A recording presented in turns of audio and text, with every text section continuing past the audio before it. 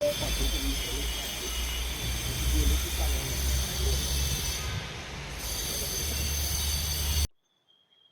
नाव अशोक बळीराम पवार, नागरी कृती समितीचा मी कार्यकर्ता आणि कोल्हापूर जिल्हा राष्ट्रीय तालीम संघाचा सरचिटणीस.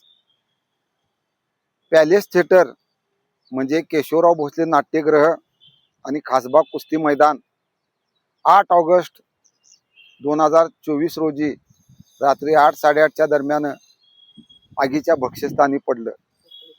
आज 2 वर्ष झाली. ह्या आगीचं कारण किंवा त्याचा तपास कंप्लीट दिलेली आहे का नाही हे सुद्धा गुलदस्त्यात आहे. आणि असं असताना त्या कोल्हापूरच्या शाहू महाराजांचं वैभव जळून खाक झाल्यावर महाराष्ट्र शासनानं 25 कोटीचा निधी दिला आणि आम्हाला प्रशासनानं सांगितलं निधी शासन देतंय, आपण या दोन्ही वास्तू जशाच्या तशा उभ्या करायच्या आहेत. काम चालू झालं. हेरिटेज समिती नावाची शासनाची एक समिती आहे.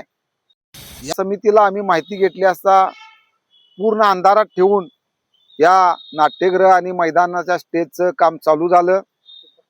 काही चुका आमच्या लक्षात आल्या, कारण रोज आम्ही या ठिकाणी कुस्तीगिरी म्हणून सरावाला असतो मैदानामध्ये.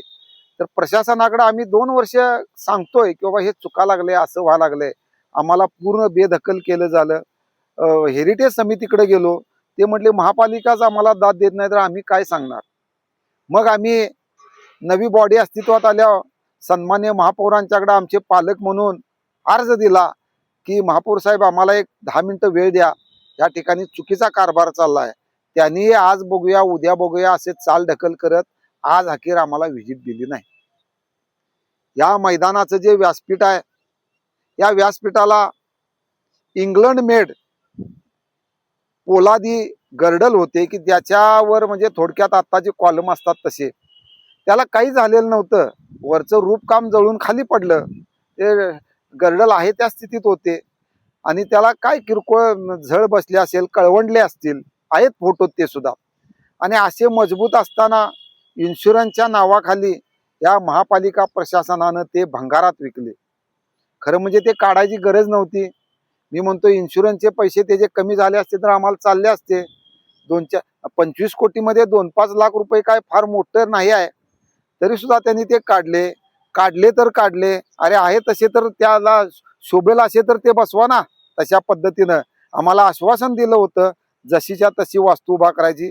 काही केलं नाही. आज जे आपल्या मागं माझ्या जे दिसतंय ते शेड, हे खासबाग मैदानाचं शेड नाहीच आहे. एखादं स्मशान शेड उभा करतात अशा पद्धतीनं ते शेड उभा करायचं काम चाललंय. अहो हे शेड म्हणजे हलकी गोष्ट नाही.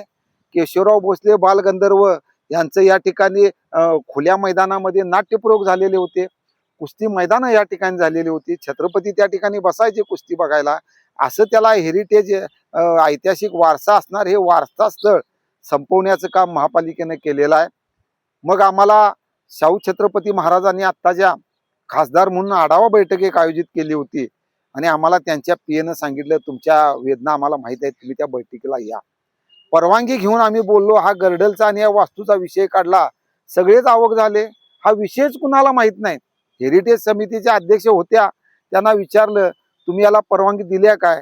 त्या इतक्या प्रेशर खाली होत्या, त्या काय बोलतच नव्हत्या. नाही मी कळवलंय. ज्यावेळा आम्ही दरडावून ना म्हणजे आपुलकीनं सांगितलं ताई तुम्ही बोललं पाहिजे, त्यावेळा त्या म्हटल्या की आम्ही याला कुठली परवानगी दिलेली नाही, आम्हाला अंधारात ठेवलेला आहे. अशा पद्धतीनं शाहू महाराजांचं वैभव संपवण्याचं काम हे जे आमचे अधिकारी वर्ग करत आहेत त्यांनी ध्यानात ठेवावं. राजश्री छत्रपती शाहू महाराजाचं ज्यांनी लाटलंय ते टाचा घासून मेलेले आहेत, देशोधडीला लागलेले आहेत. आणि याच राजानं असा हात करून जे दान दिलेलं आहे तुम्हाला, ते ज्यांनी स्वीकारलंय त्यांचं भलं झालेलं आहे.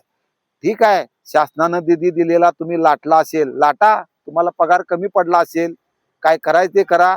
परंतु तुम्हाला जर ही वास्तू जशीच्या तशी उभा करता येत नसेल तर तुमच्या माध्यमातून मी सांगतो पत्रकारांच्या, त्याने आम्हाला कळवावं. कोल्हापूरची शाहूप्रेमी जनता लोकवर्गणीतनं आम्ही हे उभा करून दिल्याशिवाय स्वस्थ बसणार नाही.